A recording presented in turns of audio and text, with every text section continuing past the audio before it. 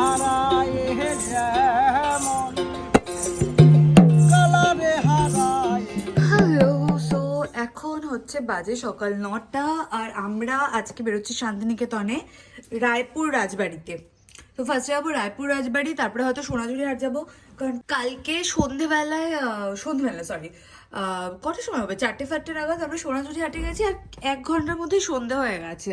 তো সেরকমভাবে কিছু যাওয়াও হয়নি। তা আজকে সকাল সকাল বেরাচ্ছি, দেখি 1-2 জায়গায় যাবো, দেন তো হাটে যাবই। মানে ঠান্ডা এত সুন্দর রোদটা আসছে, পুরো গা গরম হয়ে যাবে। যাই হোক, চলো এবার চটপট বেরোনো যাক। জাস্ট 9:30 বাজে, 8টা ভেবেছিলাম বেরোবো, 8:30 বাজে, বাট তাও কয়টা মর্নিং, এত টেনশনে কিছু নেই। তো এই যে দেখো, দেখেছো কি পুরোনো মাটির বাড়ির মতো, খুব সুন্দর জায়গাটা।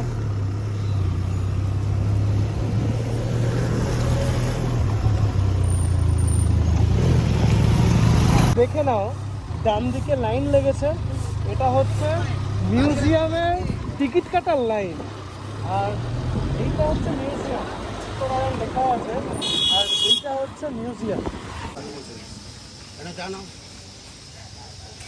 ওই আলোক প্রজ্বলনের আগে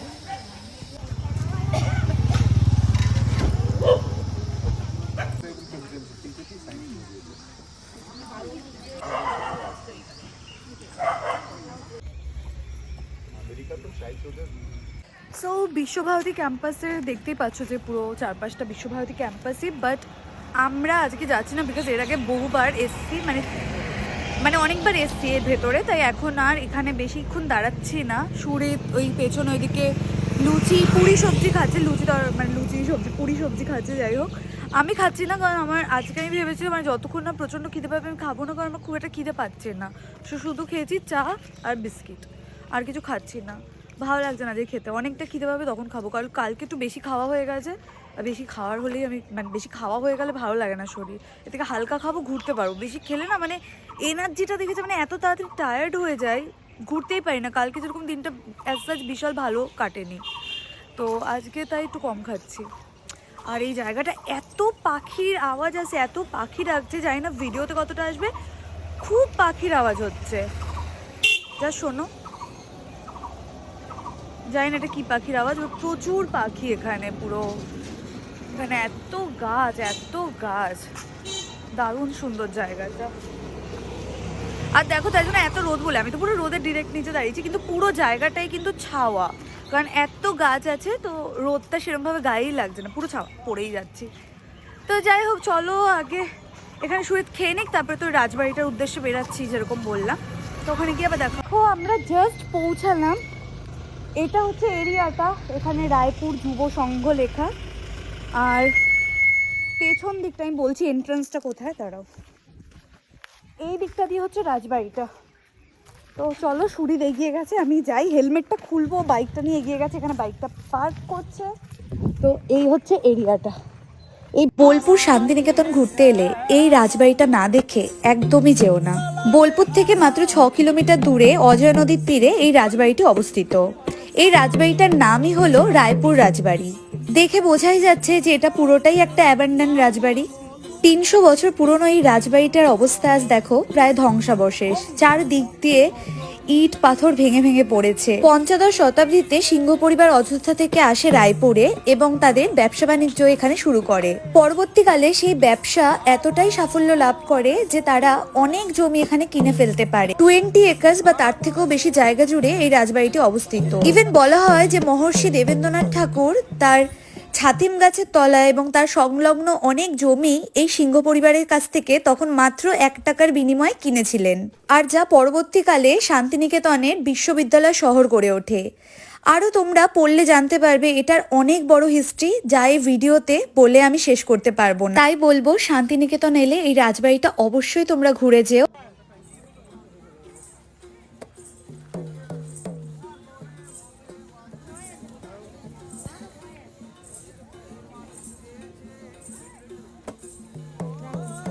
তো এখন দেখো সোনাঝুরি মার্কেটে এসে গেছি, আর চারদিকে এত সুন্দর সুন্দর জিনিস, পুরো চোখ ধাঁধানো জিনিস। আর কালকেও এই ধরনের চুড়ি দেখেছিলাম, আজকেও ভাবছি দেখবো আর নেবো এই টাইপের চুড়িগুলো। এই চুড়িগুলো খুব সুন্দর, আমি একটা নেবো, আমার কাছে নেই। প্রচুর কালেকশন রয়েছে, শাড়ির কালেকশন দেখতে পাচ্ছি, প্রচুর প্রচুর কালেকশন, মানে কি থেকে কি দেখো যায় না। সেটগুলো দেখো কি সুন্দর লাগছে,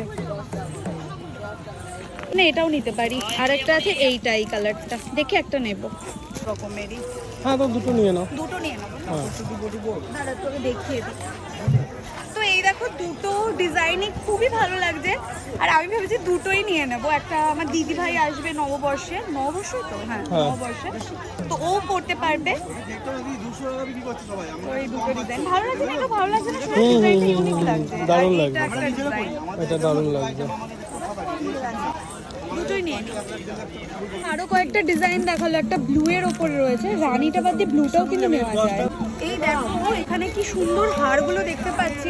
দাদা এগুলো কত করে এই হারগুলো? 250 টাকা দাম আছে। 250 টাকা, বেশ ভালো, কিন্তু আর একটু হয়তো কমিয়ে দেবে। রাবড়ি দই শাড়ির সাথে বেশ ভালো লাগবে। দেখো দেখি একটু ভালো।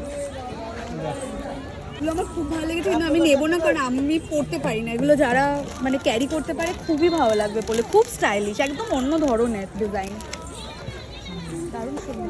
এখান থেকে ঢুকেই দাওয়ার দোকান, এখান এখানে থেকে প্রচুর ঢুকে কি স্টল। বুঝবে? মানে এই তো রাস্তা থেকে একদম মেন রোড থেকে ঢুকেই এখানে। সামনেটা না ইউনিক লাগছে না খুব? ইউনিক তো আছে, বেশ ভালো, বেশ সুন্দর। হ্যাঁ 200 টাকা আর কি, ঠিক আছে। দেখো এখন একটা দোকানে এসেছি, আগের বারও আমি এই দাদার দোকান থেকে নিয়ে গেছিলাম, 3-4টে মতো জিনিস নিয়েছিলাম। খুব সুন্দর কাঠের মানে সব জিনিসপত্র, আর হচ্ছে আমি জিনিসগুলো ইউজ করছি, একদম নষ্ট হচ্ছে না। আমার চপিং বোর্ড ফোর্ডগুলো সব এই দাদার দোকান থেকে নেওয়া, খুব ভালো কোয়ালিটির। সুরিত রিসেন্টলি সুন্দরবন থেকে এনে দিয়েছিল এরকম স্প্যাচুলা, একদম আশ উঠছে, খারাপ হয়ে গেছে, যদিও এরকম দেখতে ছিল, কিন্তু এই দুটো খুব ভালো। আমি 50 টাকা করে দুটো পাচ্ছি, মানে 100-এ, খুব সুন্দর এটা।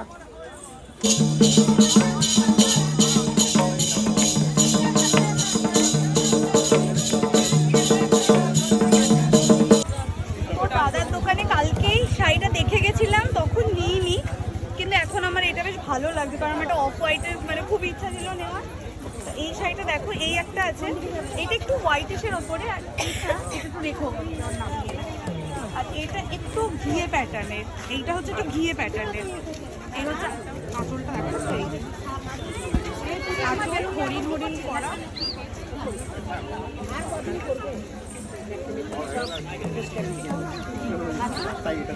তো ওটা নেবো, ওটাই নেবো।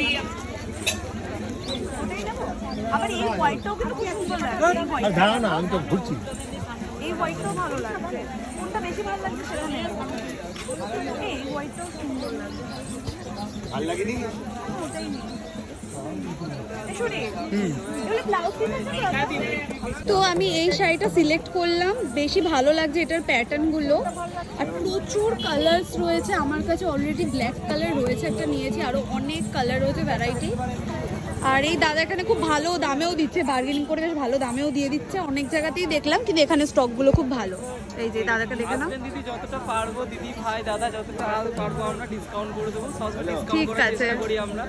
দেখো শাড়ির প্যাটার্নটা এত সুন্দর, আর দাদা একদম ঠিকঠাক দামে দিচ্ছে, অনেক জায়গায় তো দেখলাম। আর এইগুলো মনে হয় কত করে, 750 নাকি? 750। তারপর তো নেগোশিয়েবল। তো এই যে তোর নাম কি?